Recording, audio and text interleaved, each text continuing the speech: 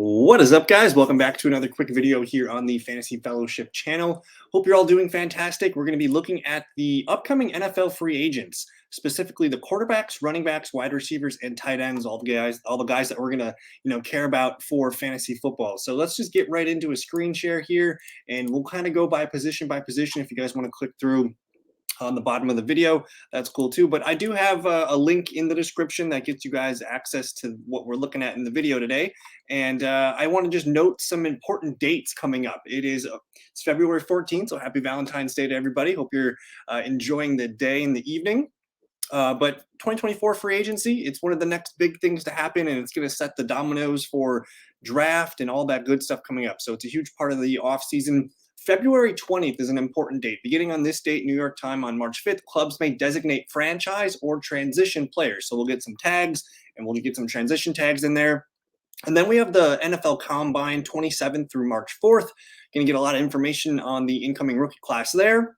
And then we got the deadline on March 5th for the franchise and transition tag. So, next week we'll get some franchise tag news. March 5th, got to get those franchise tags and those transition tags locked in. And then the next important date is March 11th through the 13th. During the period, whatever, clubs are permitted to contact and enter into contract negotiations with certified agents of players who will become unrestricted free agents upon the expiration of their contracts.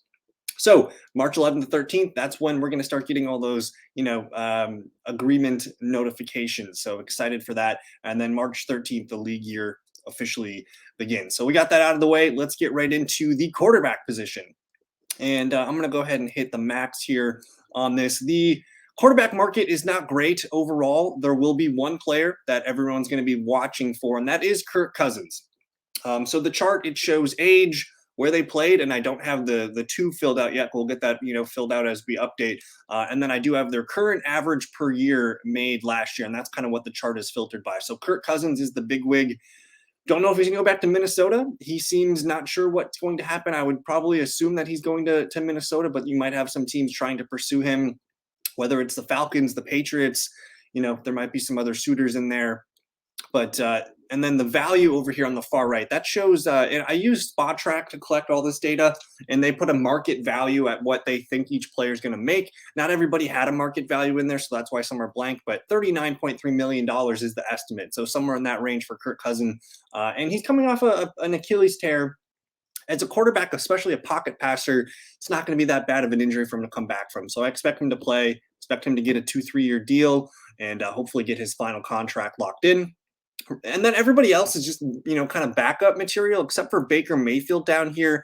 He only made he made $4 million last year at Tampa Bay, and they are projecting his value to be $2.71 million. So if I filter this, I have to get a better filter on that. But anyways, yeah, I should probably get this filter updated for you guys. But for the most part, you're looking at a lot of guys that are just going to be backups.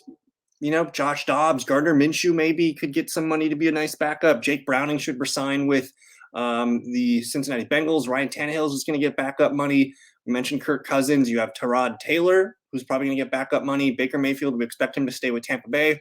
Maybe someone takes a shot at Jameis Winston as a backup. I don't know if he stays in New Orleans. Jacoby Brissett could get a backup contract here. Mariota, Trubisky, these guys are barely backups.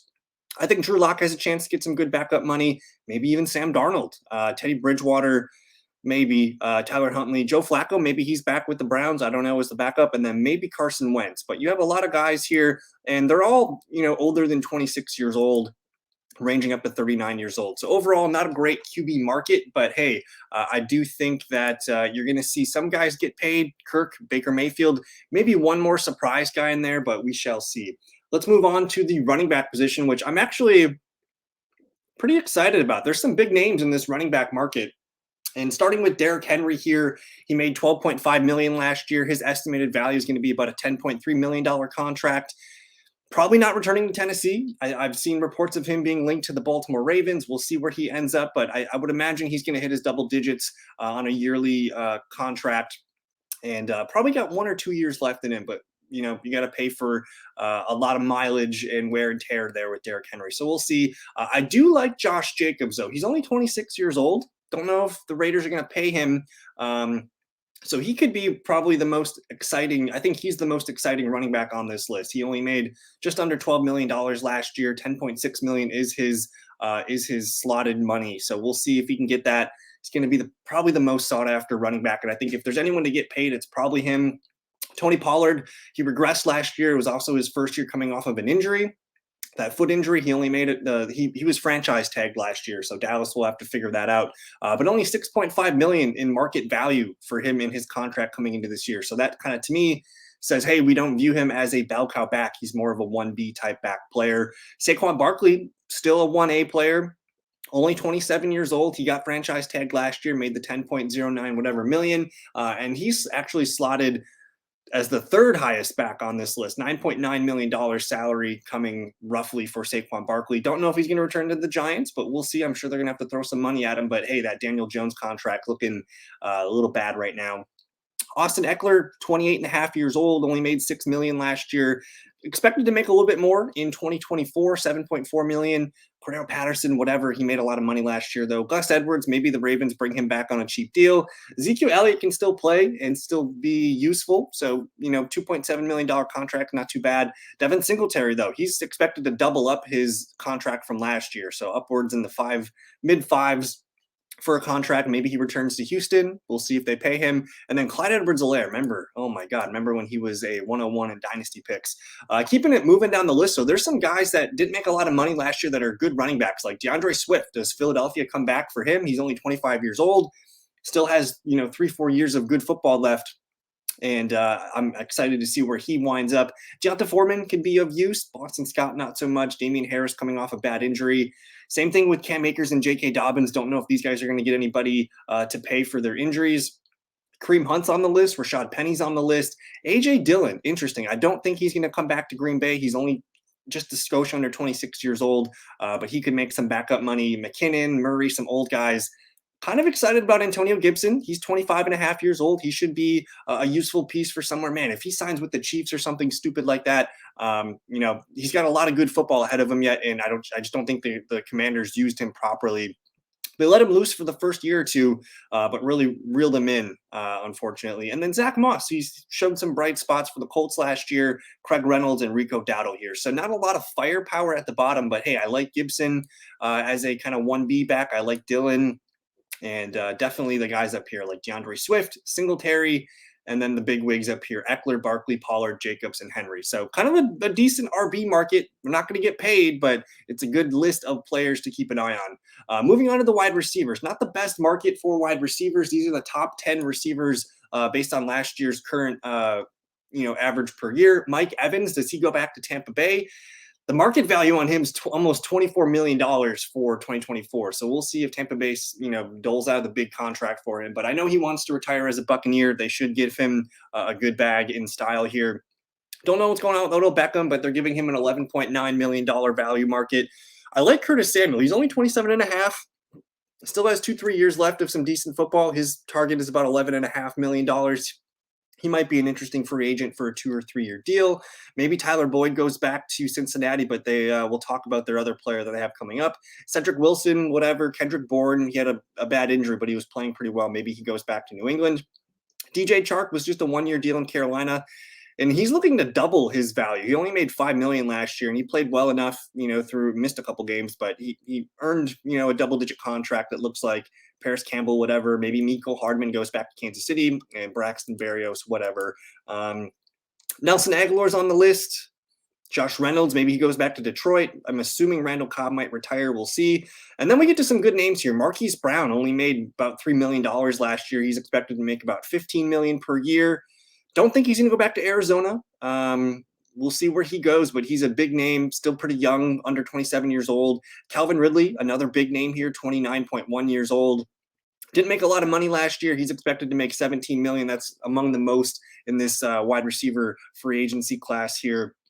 Don't know if he's going to go back to Jacksonville. We'll see. Noah Brown showed some moments last year, Mac Hollins, whatever. But then we get to the big names here. T. Higgins and Michael Pittman Jr., both early second-round picks back a few years ago, I think in the 2020 draft. Don't know what Cincinnati's going to do with this. They should keep Higgins together with Ja'Marr Chase and Joe Burrow. I don't know if they have the money to do it since they just paid Burrow. They're going to have to pay Ja'Marr Chase as well. Maybe we see T. Higgins in a new uniform. He's expected to make about 18.6 million per year. And then Michael Pittman Jr., he surprised me with that age. He's 26.3 years old. Don't know if Indianapolis is going to pay him. $22.7 million is his market value to be your alpha receiver. So we'll see where those two studs go. Otherwise, you got some bottom of the barrel guys here: Chase Claypool, Van Jefferson, Nick Westbrook-Ikhine, Olamide Zaccheaus, Richie James. And then maybe your team could use a guy like Devin Duvernay in the return game. I just want to see if there's any more names on this list. Some better names down here. Gabriel Davis, dude didn't even make $1 million last year, but he's expected to get about 13.5 million on the market. I like Jawan Jennings. I like Darnell Mooney. These guys are pretty decent. Mooney's actually projected a little over 10 million. We'll see if he stays in Chicago. And then KJ Osborne, Peoples-Jones, and Rashid Shaheed. So you're going to get some decent contracts out of these guys down here. Overall, it's a decent wide receiver class. You have a lot of guys in that 25, 26 range, as well as some guys, near the 30. So it's a fun little wide receiver group. We'll see what happens. And then we'll finish the video here with tight ends. It's a bad year for tight ends. Not a really deep class here. I'm just going to open it up and see how many names I got on the list. Hunter Henry, turning 30 this year. He's expected 7.5 million. Don't know if he goes back to New England. Dalton Schultz is probably the one guy that is going to get paid. He's got a market value of $11.3 million. Don't know if he goes back to Houston. It was kind of a one-year prove-it deal. I believe he's had some good seasons. He should be able to get, $10-12 million per year. Just depends if he wants to stay with Houston or not. And then Gerald Everett, he's serviceable, made $6 million last year with the Chargers, expected to make $8.6 million this year. And then you just get this list here. Gesicki, Noah Fant, still pretty young. I don't think I hate paying him on a 2-3 year deal. Hooper's over the hill, Tanyan Jr., Mercedes Lewis, Irv Smith, not really happening. Maybe Jimmy Graham comes back. I don't know. Drew Sample, Josiah DeGuara, Adam Troutman. Harrison Bryant's a decent, number 2 tight end. Tanner Hudson, Charlie Warner, Alberto Okwuegbunam. Ugly list of tight ends. So not much excitement here. But I would say the running back and receiver market actually looks pretty fun. So once we get some of these big spendings down, we'll be able to kind of fill in some of the holes, and we'll get some more info, I guess, with the rookie class coming in here too. So I like to say that free agency kind of tips the hand for what a team thinks about the draft. If they're signing receivers and running backs and things like that, they want to get players in now and win some games and maybe look elsewhere in the draft. So we'll get some answers there.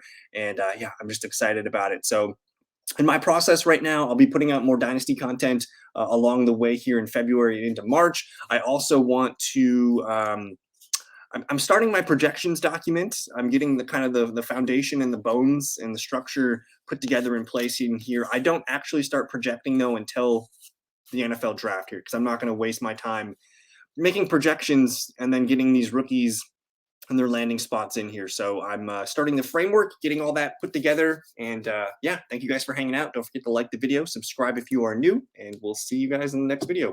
Peace.